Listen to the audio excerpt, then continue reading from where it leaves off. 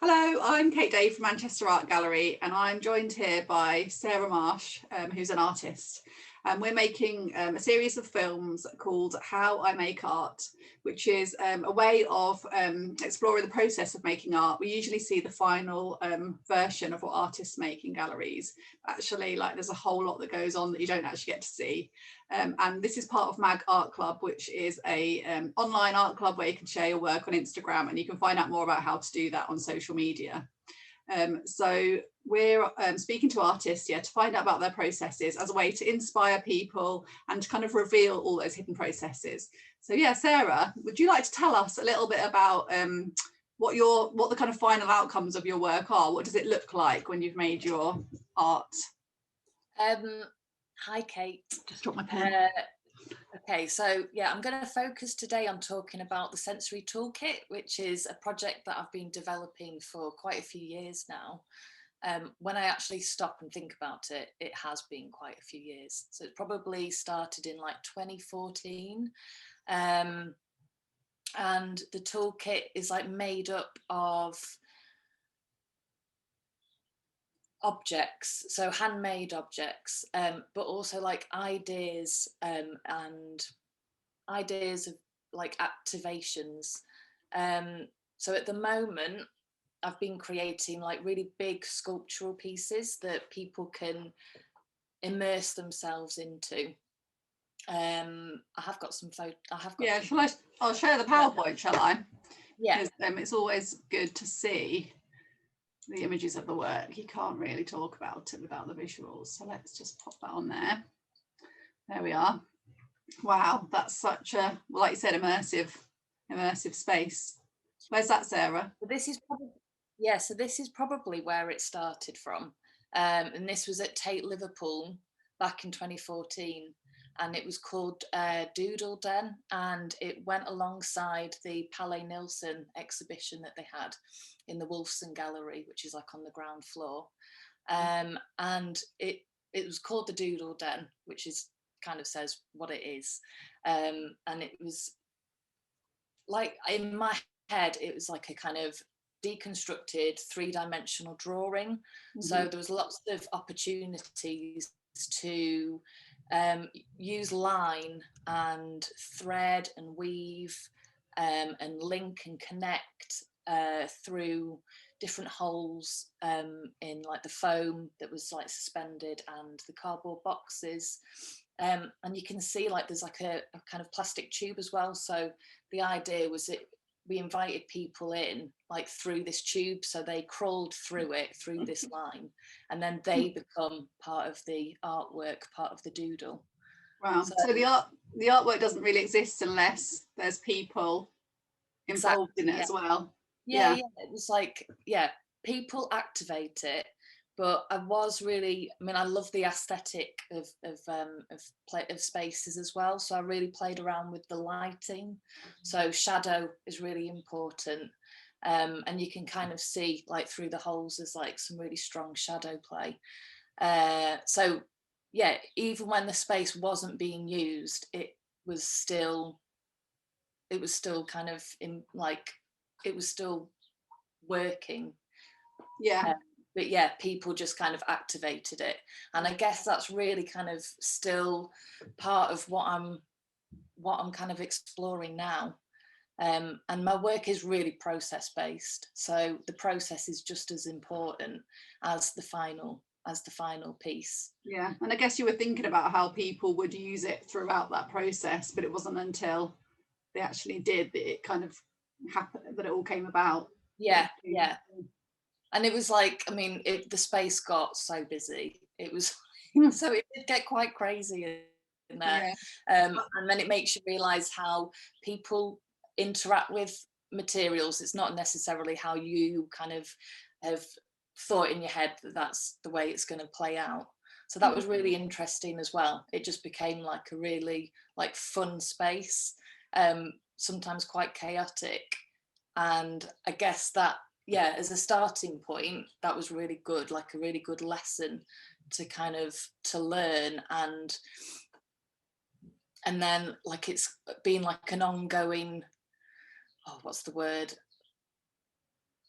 like you're always trying to, you can't second guess what people are going to do. People are always going to move in a space in the way that they want to, but I, as the artist, can maybe lead or guide people in a certain way to use something. So what I'm trying to, so at the moment, like my work is really sensory led. So at that point in Doodle Den, there was sensory elements, like the materials were sensory, and like the plastic tubing was ribbed, so you could like make noises on it, like if you rubbed the plastic tubing like with the cardboard boxes, or you know, you spoke through the tubes as well. Mm-hmm. So it did have that kind of sound element to it, but now I'm working in like a kind of more sensitive way. So I'm really interested in bringing scent into my work, mainly lavender at the moment, and the touch of things. So like fabric is really important to my work. Like I use fabric in lots of different ways. I draw with my sewing machine. But now I'm like working with like velvets and thinking about how like using velvet, but then also weighting it, like it becomes like even more organic and like quite body-like, and that's kind of what I'm really interested in at the moment. I really love this idea of like a drawing that you can kind of touch and make sound with and interact with, and then how you're like taking that forward again with like the stitch being part of the drawing, and then like the materiality of it. I think it's just a fascinating way to like talk about drawing, isn't it? Like you called it a doodle. I just think that really kind of blows my mind about how you can really push the idea of drawing, but now that and then you're kind of taking that forward in a sensory way. Shall I go on to the next image? Will that know more of what you're doing next? Oh, welcome to the next one. Is it not moving? Not sure why that isn't moving. I'll just stop the share for a second, and it should move forward, shouldn't it? Come on. You go down to the caption bit, does it? Okay. Press. Oh, maybe it was just being slow. I'll probably click through loads. Was that the second one? Yeah, I think so. Okay. So so then this is moving on to Manchester Art Gallery and the Open Doors workshops that I ran. So that's that started in 2014 as well, I think. Mm-hmm. So Doodle Den happened, and then I was working on this. So Open Doors was, I don't know if it's not at the moment. So Open Doors was a monthly session that happened early in the morning before the gallery opened, and it was a workshop for children with autism and their families and carers. And I mean that kind of really inspired like future work for me. I really loved like doing these workshops and coming up with ideas of how to get these families into the gallery. That was like the main thing, but then also, you know, being able to observe the families interacting with like the artwork within a gallery and the materials that we laid out and presented to them. And it made me, working with children with autism kind of made me slow down and really sort of observe and notice. I'm not talking about all the children with autism, but when I remember having this conversation that I had with one of the parents, and she sent me like a bit of a reflection on how she felt that her son had interacted with Open Doors. And it was like, what came out of it was that the idea that the steps that were taken and the connections made with the artwork and the materials were like really small, but actually they were huge, big milestones. And anxiety levels decreased, children were happier and relaxed, and concentration increased. And, you know, it might just be just, you wouldn't notice it like in the normal everyday like setting. But like, yeah, it was just like the really small interactions between one of the children and a material, or a shadow on a wall, or the enjoyment that someone got by running over some bubble wrap, or, you know, like in these photographs, lying down, that became, and I've noticed looking through my photographs that this action of lying down and looking up is something that, it's like really integral to my work, actually. And that idea of being comfortable and feeling relaxed, like whatever piece of artwork I create, if it's like a piece of work for the wall for you to look at, or if it's something that you can actually interact with and is immersive, I'm always kind of thinking about how this piece is going to make someone feel. So the way that the audience reacts is really important to me. So like, working with these children, and it really was like a kind of two-way thing. The families and the children were gaining something from these experiences, but just as much I was gaining experience from them. And it was just like a really amazing kind of process that went on for, I think, I don't know, 2 to 3 years I was working with them. And it was really, like exploring materials, using light and shadow and reflection became really important. Really, I just think it's fascinating how you're really aware of like the user of the work that you make and their experience in the gallery space as well, where it all kind of takes place.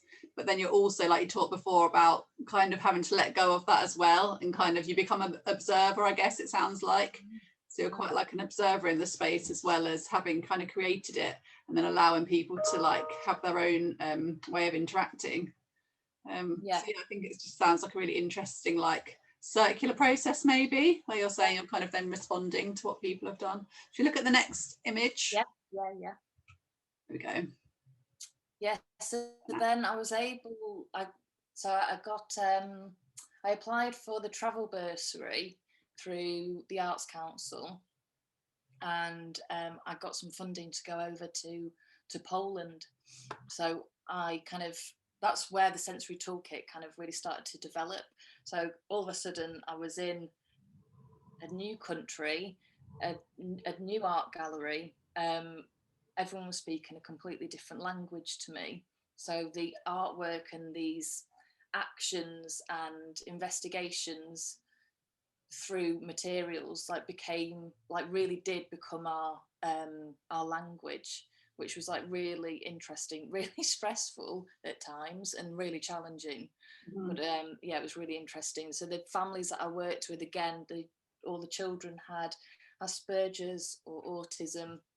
I mean, now you use the term neurodiverse, which is kind of now, what the term that we use. But at that point, I didn't actually know of that term. But as you can see, like, so Adam here is holding like a sculpture that I made, like this object, and these objects I mean, I'm just kind of quite obsessed with how I can push this idea forward, and I'm trying to increase like the size of them, make them even bigger. So this was one of the first kind of versions of the Sensory Toolkit. So it was that kind of idea of they're having like an experience within the space that surrounds them. Because like when I was at Manchester Art Gallery, we did a lot of work about like Reggio Emilia learning theory, and that idea that the space is a third teacher. So that's always really stuck with me and resonated with me. And also, so this art gallery is in Gdansk. It's called Ważnia Centre for Contemporary Arts. And what was really lovely about this is that I worked outside. So at Manchester Art Gallery, it was like inside this space, which is known as the Claw Studio. And then in Ważnia, I was able to take it all outside. It was really beautiful to work with the natural elements, so you can see like the light shining on Adam like it did in the previous picture at the gallery, but that's just like natural sunlight. So it was really interesting to work with like the natural elements, and then kind of them bringing in these like handmade objects to provide like another like another kind of sensory experience for the children was like really interesting. And they were like, they're really tactile and squishy. I think that one's like kind of weighted with beans, dried beans, and then but there is wire in it as well, so you could draw again that element of like drawing in space like with this object, and it could like be wrapped around your body. You said you use lavender. Is there a reason for that? I'm kind of guessing about the sort of like so obviously the smell, but doesn't it have like supposed to have calming properties? And yeah, it's like a kind of a hand, like holding someone's hand. It's like I think it's the comfort as well. Okay. Yeah, like the heaviness. Yeah, and yeah, the weightedness of it. Yeah, is something that for some people with for some autistic children, or people with sensory needs, having something weighted like perhaps on their stomach or on their heads is like really kind of comforting. And I think it kind of, if you're feeling a little bit out of control, it can kind of center you, I guess. But now weighted blankets are used, like, I mean, they're used for dogs, I think. I'm sure I've seen them advertised. They've become more of a thing lately for everyone. Yeah. Comforting. Well, I think because we've been in this pandemic and we've been, a lot of people have been on their own, or all of us have been lacking that kind of connection. I think we could all do with one. Yeah. I want I'm making them at the moment. You can buy one if you want. I'm doing a little sale. There you go. Right, shall I go on to the next picture? Yeah. Oh yeah, so I just put this in because I just thought if anyone was interested in looking at the work that I did at the gallery in Gdansk, I did like a blog for AN. I haven't looked at it for ages, Kate, but I did look at it this morning and I was quite impressed with it. There you go. If anyone wants to go look at it, you can do. Is it really interesting to hear at the time, isn't it? To record at the time how you were thinking and feeling. So you know what? It's so. I'm learning more and more that those kinds of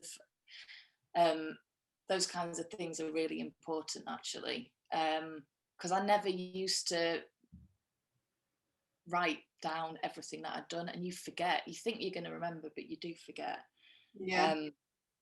But writing that blog, because I had to as part of the bursary, but actually it's just been really good, and it's great just to be able to go back to it and read it and think like, oh yeah, actually, yeah, that did make sense. Yeah, so actually as an artist, like that process of recording, documenting, and then I guess the reflection that comes as part of that is like a big part of it for you. Yeah, definitely. But I just think in practice you don't actually do it a lot. No, it's like you have to be quite strict with yourself, I guess.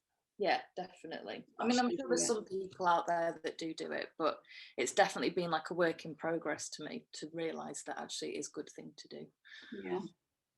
And also you did mention like you do sell your work, but you have like a website, don't you, which also documents quite a lot of what you've done before, and also your Instagram account. I guess that's kind of where you live share things as you're doing it. Yeah, definitely.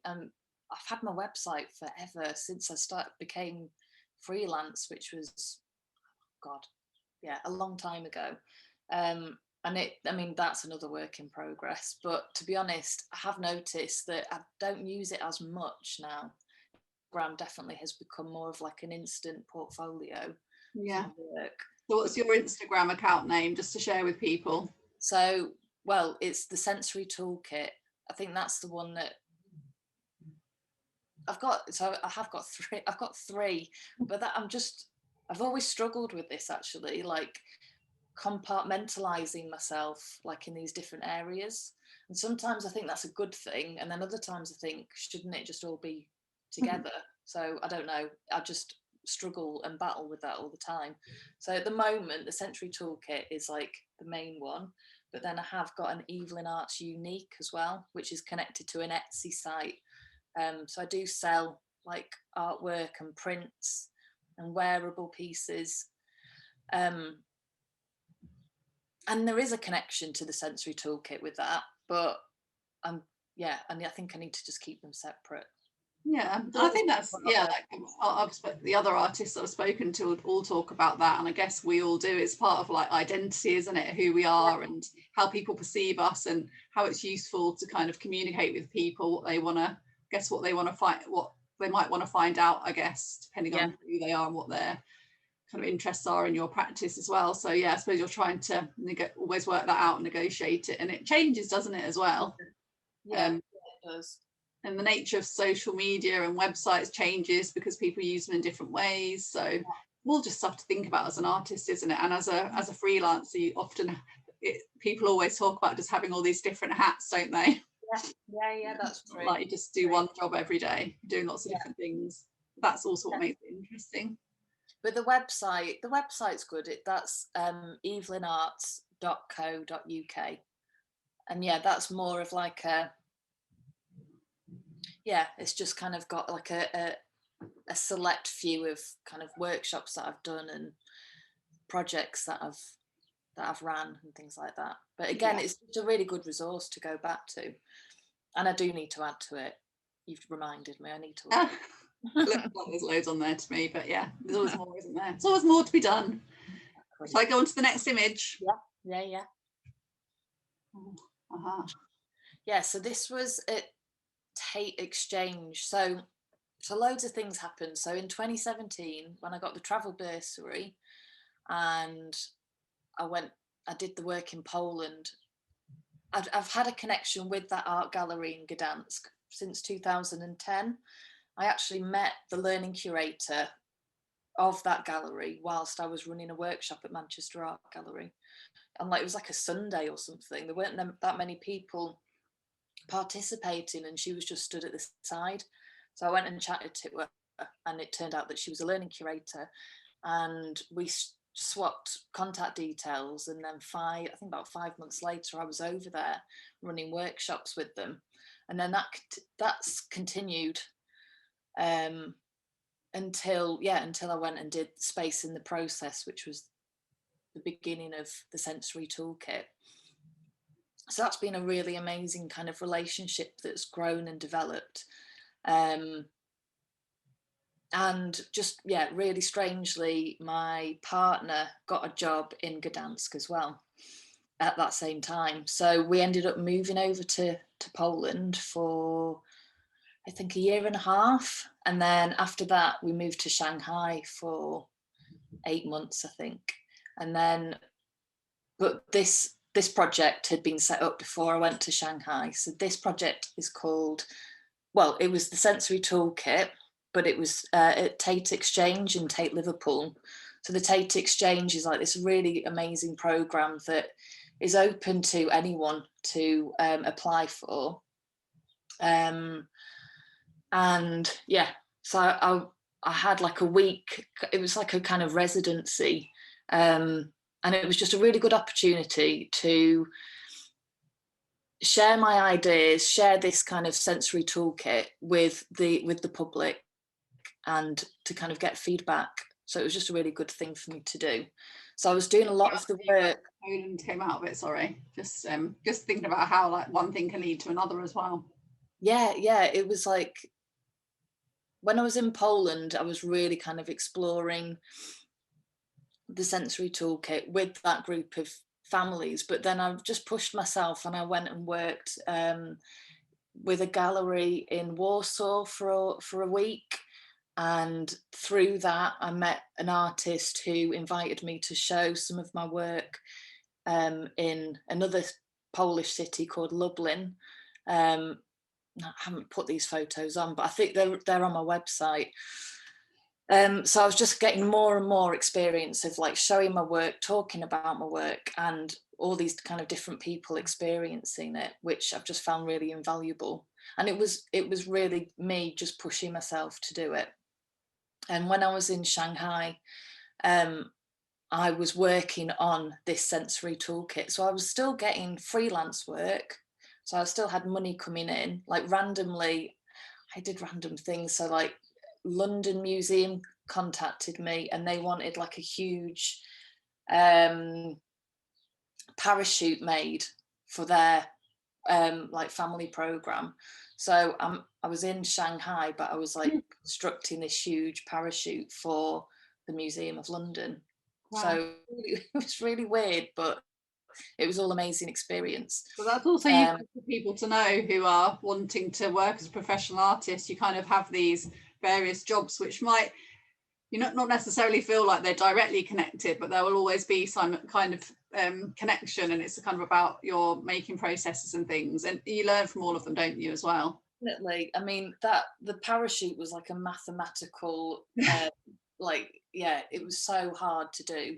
I did get a lot of support from Debbie Cunliffe, who's based in Hume, who's amazing. So she is really like, she's just this amazing seamstress. So having her kind of teach me and doing things like that parachute really supported my knowledge and technical skills, sewing technical skills. And because I was in China, I had access to really random materials that I just don't know if you could find here. So the first image that you can see there, with the three girls lying underneath, what I've kind of coined as the projection hammock. So that's made up of this like kind of diffracted plastic material that I found in China, or maybe I found that in Hong Kong, I can't remember, but yeah, it was amazing. And I was really, because I was in China, I was like really inspired by the things around me. So the incredible buildings, and things like origami, just it was like a different aesthetic that I was surrounded by, and it really, really fed into my work. So I can't even remember how I did it now, but somehow I kind of packed everything that I'd made in Shanghai, packed it away, and went over to Liverpool to have this exhibition, to have this kind of residency for the week. So you can see in the second picture, that's like that line, that three-dimensional line, but it just became more and more. So I was using wire in them, but then also creating these kind of like octopuses that were really weighted. I didn't weight anything until I got home, because it would have just been crazy to bring home all that heavy stuff. So I had to kind of like bring back these like skins and then fill them and weight them when I got back. Wow. But it was just, I think if you can have like those opportunities as an artist to kind of put yourself out there and get feedback from people, I found that really interesting. So I was like getting feedback from children and from older adults as well. And the range was like really interesting, and people from different backgrounds. Should we look at the next one? Yeah. Okay. So this was kind of velvet. Sorry. No, go on. I was saying the velvet that you talked about. I can see that here. Yeah. So my materials started to like really change at this point. Before I was kind of using a lot of calico, and like looking back, it feels like that was more like the sketchbook, the sketching that I was doing, leading up to kind of like these final objects. So again, this was like a kind of follow on from the Tate Exchange experience, and this was called Sculpting Conversation, and this came from an activity that a group of French students kind of like activated on their own, and they were just sat around this plinth, and I had some of my linear objects with the wire in, and they were all sat around talking and making And I just found that really fascinating. And then when they left, there was like this kind of, these sculptures were moved and changed in a and it kind of like reflected their conversation. So I just thought that was like really interesting, that you can like go into a space, make something, and then what you make is like a representation of the conversation that you've had, or yeah, the emotion that you're feeling. Mm-hmm. So this was like a kind of bigger, like that on a bigger scale. And I've put that second picture in because just to show that I did have a little baby as well at the time. So Dorothy was like 3 months old when I installed this, you know, and that was an amazing, I mean, I don't know how I did it now, but I had a lot of support. So I had maybe like 4 or 5 other women working with me, working alongside me. So there was my mum, there was Debbie Cunliffe, and yeah, there was other people as well, Fiona Smith, and Debbie Goldsmith, and they just all helped. So that kind of like community of women kind of all coming together, I thought was really fascinating. And it stayed there for I think it was there for February half term, and then we had the pandemic, so then it all got closed down. So now all of those sculptures, I've got them here. So now you're thinking, where next? Yeah, what am I going to do with it all? Yeah. But yeah, no, they're really beautiful, and yeah, it's kind of like, there was a point during the pandemic that I was during lockdown, that I was thinking, I'll just hit the pause button on it. But then I started to think, like, I really want to continue working with these sculptures, and I need money. So after I came out of maternity, I started to think about ways of how I can still get these objects, get my artwork and objects into people's houses. Because a lot of my work, like the work that I've been showing you, has kind of all been about participation from the public. But obviously, you know, we don't know what's going to happen in the future with participatory artwork in galleries. We don't know about like these kind of family rooms, these interactive spaces. So I'm just trying to think of, like, troubleshoot that and think of ways of how I can still get that connection from people. So I've been creating like packs. So now the Sensory Toolkit is kind of shrinking. So it was Oh, I think you're frozen there. See if we get. I can pack and and post. Sarah, you froze for a second. Oh, did I? Just for a second, like just the last sentence. Okay. Oh, bugger. You're just saying you were thinking about creating a sensory pack, I think, to send out, or yeah. So the Sensory Toolkit is kind of, I've like shrunk it down. So there's elements of it that I've now kind of packaged and are postable, and people can use them like in their house. I think that's amazing. One of the things I've been asking the artists I've spoken to is just about, like, kind of how do you overcome like barriers, because that could have made you not give up. You're not going to give up, but you know, I suppose it did worry you or concern you about how this might go forwards, but actually you can it makes you rethink your practice again. And I think that whole conversation, that whole kind of thing you've been talking about around the spaces, indoor gallery spaces, outside spaces, and then applying that to the home, I think it's fascinating. Yeah. Our experiences have just kind of changed over the last 12 months, haven't they? Yeah. And again, and it's like going back to that, like just stopping and noticing the small things, which is what Open Doors taught me to do. And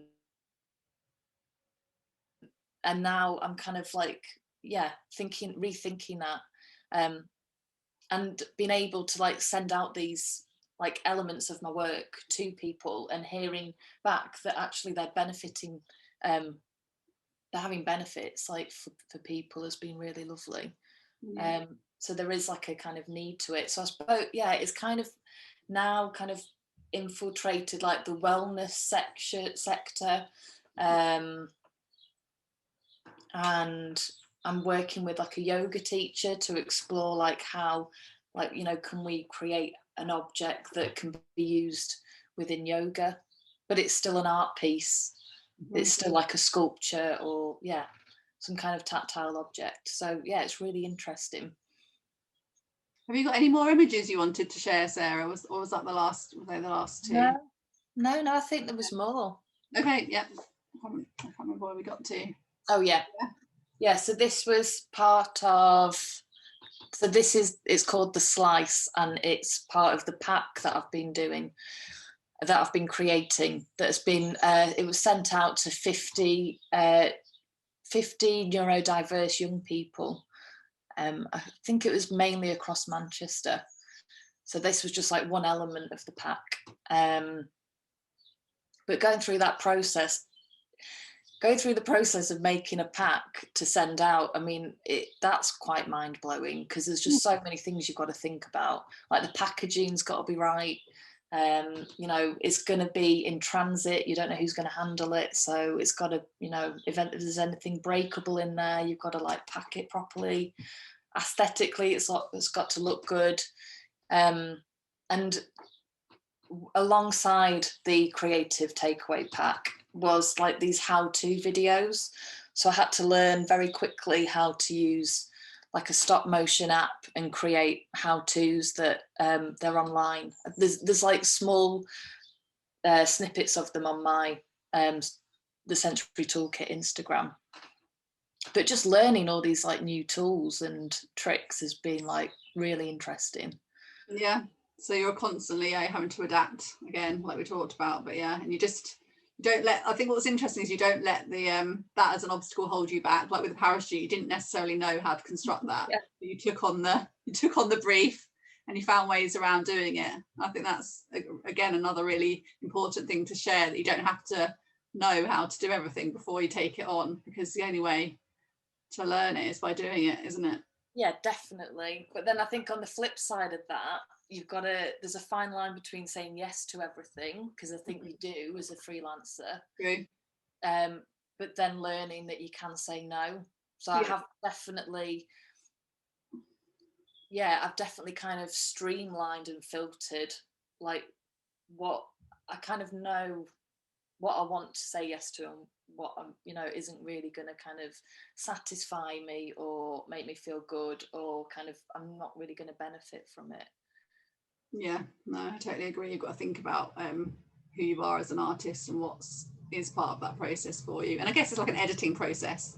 You could see it like editing, couldn't you? Like with anything. Should we go on to the next one? Yeah. Just aware of time, so we might need to zoom through these last images. I think this is the last one. Okay. So this is kind of where I'm at the moment. So these are the pieces that I am kind of selling at the moment as well, just to see, you know, what happens with that. And I've been working with Debbie Cunliffe on this, and also Nicola. So it is like a kind of joint collaboration between 3 women. So I designed them, and then Debbie has sewn them, and then Nicola has stuffed them. And they're big. They're like, oh God, I can't remember now. Like 2 by 2 meters, I think. Mm-hmm. So they are big, and you can like lie in them, and you can wrap yourselves around in them. I don't know what they are. I don't know what to call them. It's kind of like, as you say, like I really want one. And I was thinking, how would I like have it on the wall, or would you would encourage me to use it? You wouldn't want to see it just displayed in a glass cabinet. You kind of want to, I'm imagining you want to see these used, but then I reckon I'll be quite precious as well about it. Yeah, I know, that's the thing. It's like, how would it be used? I mean, to lie on them is amazing, and to kind of, because some of them are weighted as well, so to put that weight on you is really nice. And some of them are scented with lavender, which I love. I know not everyone loves, but I really do find it really calming.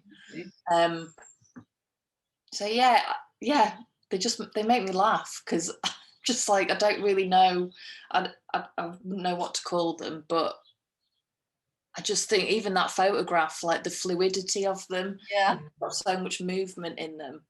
Yeah. And like they're so big as well, like they've definitely got some kind of character to them. And So yeah, actually, like, you can imagine with, even if they had quite a lot of wear and tear over a number of years, and you know they were used, and the kids used them, and they were used in the evenings to kind of, yeah, like use as almost like a cushion that you could sort of wrap around and have that comfort from. I guess like things become like more beautiful as they're used as well. Like we do, like I'm quite a textile lover, so I have things I've had for a long time, and almost like with the wear and tear, they just change, don't they? It's not necessarily that the wornness is okay, I guess. definitely. Yeah, you're really right, actually. Yeah, but I've had like a lot of interest of them, but then also the image that we just saw, like I mean, you couldn't really see the shape of it, is basically a kind of triangle shape, but a lot of people have really kind of expressed a desire to have one of those, and they are lovely just to kind of place on your stomach, or you know, on your forehead.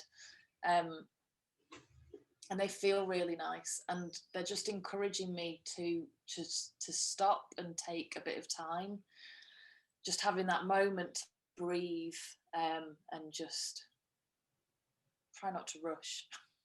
Yeah. Well, thank you, Sarah. I just think this has been so fascinating from like a maker's point of view, in terms of just blowing out the idea of what, first of all, a drawing can be, and a sculpture as well, I guess. And just thinking about the whole process in terms of how people experience what you make as well. I just think it's fascinating how you've talked about that. So thank you so much for that. Is there any last hints or tips you want to add, or I feel like you've told us loads. Is there anything we've missed? I would say, and this is like, since I got the travel bursary, which was like the first time I'd ever written a proposal for funding, really do them. I think it's really important, and I have applied after the travel bursary, I applied for the Arts Council Research and Development Fund, and oh god, that did take me a long time to write, and I didn't get it, but actually just the process of writing it out, and reflecting, and actually I'm glad I didn't get it, because I didn't really know. It was all very kind of mixed up in my head, but it's just such a process. And I've recently, the last couple of weeks, I've done a funding application. I don't know if I've been successful, but it felt so much more streamlined and like knitted together. Mm-hmm. So, and it's just a really good thing to keep you reflecting on your practice and distilling it and forming it more and more, because I think it's like an ever-changing entity.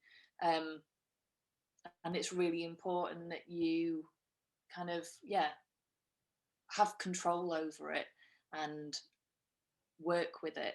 And you know, sometimes it needs changing, sometimes you grow out of things, but yeah, I think it's just really good to keep reflecting as an artist. Yeah, definitely. I suppose that's whether that's kind of as a professional artist through doing those funding applications, etc., but also if you weren't choosing to go down the professional route, just in terms of like that diary or that blog that you were talking about, just definitely. As ways of like reflecting and recording, and kind of having a brief, I guess, as well, whether that's one you set yourself or that framework that comes when you're applying for funding. Yeah, if you can write what you do in a paragraph, I think that was taught to me at Manchester Art Gallery. Mm-hmm. I think that's always stuck with me, and I've said that to other people. I think it's a really good like practice to do, because it keeps your brain thinking. It keeps you thinking about what it is you're doing and why you're doing it. Yeah, and I guess you've always got something to revisit then, and say, am I still in this place, or have I moved on or changed? If I flick back through flick back through my sketchbooks or notebooks, I've got loads of them, there's like always a page that says, like in big writing, what is it that I'm doing, with loads of question marks. Like I've always asked myself that. But I think it's really important to do that.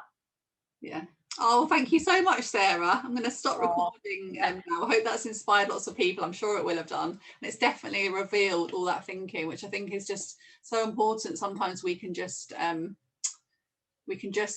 see the final thing and not have any idea about how it's come about. So I just think it's really interesting to kind of reveal all that. So thank you. I hope everyone's enjoyed that. That's all right. Stop screen sharing and say bye bye.